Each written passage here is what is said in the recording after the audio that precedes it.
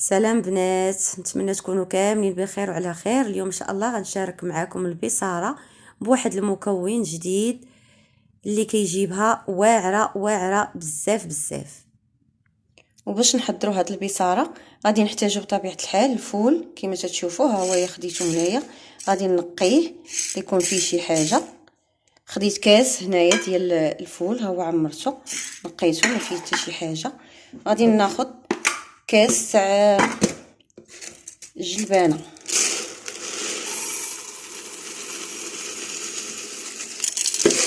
هنايا كنحتفظ بهم بهادو هاد الطويصات هادو، وكندير فيهم الورق ديال سيدنا موسى. غنخلي هاد الورقه هنايا غادي نستعملها، ومنها كيحافظوا عليه ما كيخليو فيه لا بخوش لا حتى شي حاجه. غادي نحيد هذا نقيه كما تشوفوا، غنديرو في واحد الشبكه باش يتغسل. وغادي ناخذ هاد الكاس هو ديال الجلبانه كما تشوفوا، غادي نفضها فيها واحد شويه القشره وغادي نقيها. شوفي الا كانت فيها شي حبات ماشي هما هادوك ولا شي حاجه دايزه فيها، وغادي نديرها مع الفول ونغسلهم ونرجع معاكم. غادي ناخذ هاد الطاجين هذا، ها هو غارق، هو اللي غادي نطيب فيه. غادي نوضع فيه هنايا الفول والجلبانه بعد ما غسلتهم. غنضيف عليهم فروعه ديال الثومه، هنا عندي درت 3 كبارين، وهاد العريش ديال عصيد سيدنا موسى. غادي نضيف عليهم الماء ونحطهم فوق البوطه.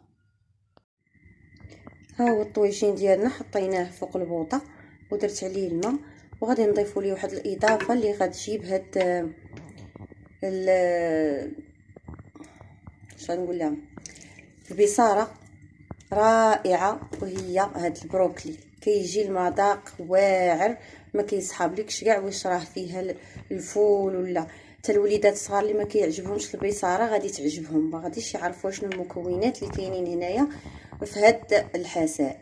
كيجي زوين وبنين، ونيت تندخلوا الخضره مع البقوليات. عارفين الاهميه ديال الخضار بالنسبه للجهاز الهضمي.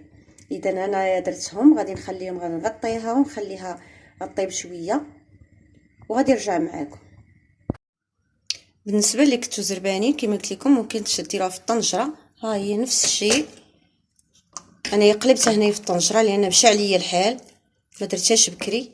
يعني ممكن نطيبوها في داك الحماس هكا ديال الطين من الاحسن. واللي ما عندناش خاصها تشد لينا الوقت بزاف، واللي ما عندهاش الوقت دير في الطنجره. انا حيدت هذاك الكشكوشه كامله، ما بقاتش بزاف. ها هي تشوفوا شحال ديال الكشكوشه هنا تحيدات. صافي غنحيدها دابا، غنسد على الطنجره والنار متوسطه باش دغيا طيب ليا، وغادي نعاود باش نطحنها معكم ونقدموها ان شاء الله. قبل ما نسدها غنضيف بعدا واحد شويه ديال الزيت. هنايا ضفت زيت العود باش ما تفيضش، ضروري هاد شويه ديال زيت العود عاد باش غادي نسدها. وغادي نشوف نقول لكم شحال تاع الوقت خدات ليا هنايا في الطنجره. بالنسبه داك الحماس ولا شي حاجه غادي يدي لنا وقت اكثر، ولكن الطنجره راه دغيا من بعد ما دازت بالضبط نص ساعه وطفيت عليها. ها هي شوف طابت مزيان، كل شيء طاب. صافي ممكن نبقاو غير نحركو فيها حتى تنسجم مزيان ويذوب داكشي. ولكن انا احسن غادي نخلطها بالخلاط، اما الخلاط الكهربائي ديال العصير تتبرد شويه ونديروها فيها، ولا نديرو داك البلاندر بغا ميكسور. صافي ونطحنوا هادشي مزيان. غنحيد ديك القشره ديال الثومه وهذيك ورقه سيدنا موسى، غادي نحيدها ونطحن هادشي كامل ونرجعوه شويه فوق البوطه.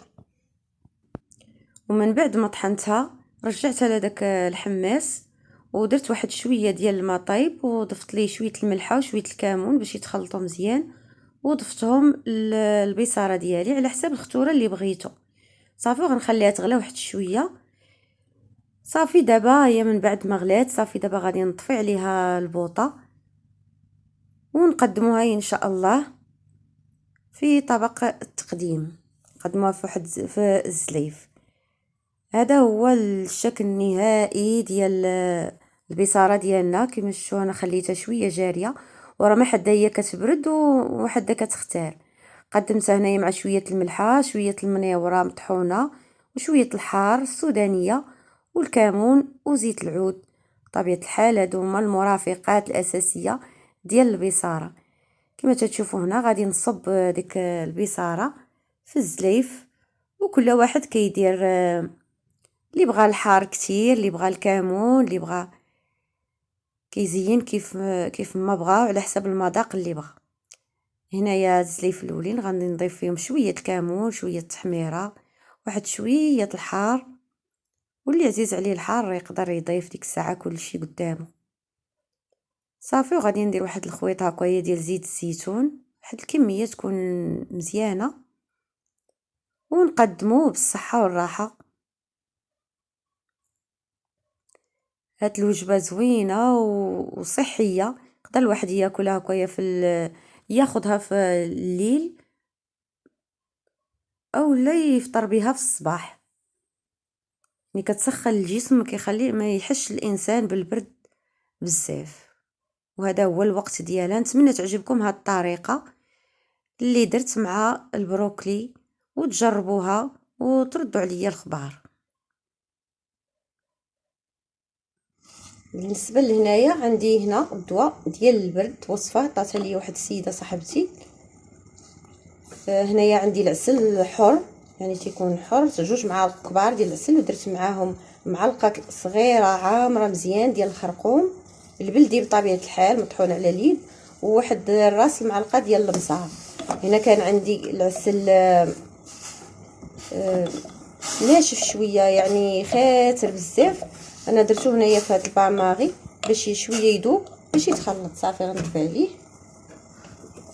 صافي غادي نخلط هاد الشيء كينسجم مزيان، وغادي نبقى ناخذ معلقه في الصباح ومعلقه في العشيه على وديت الكحبه والبرد. ها هو الشكل ديالو، تيجي بهذا الشكل هذا.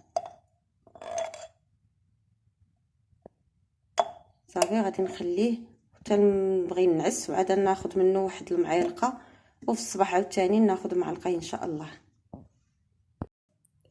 وفي الاخير تنتمنى الناس اللي تيشوفوا القناه اول مره يشتركوا معنا ويخليوا لنا واحد لايك وتعليق.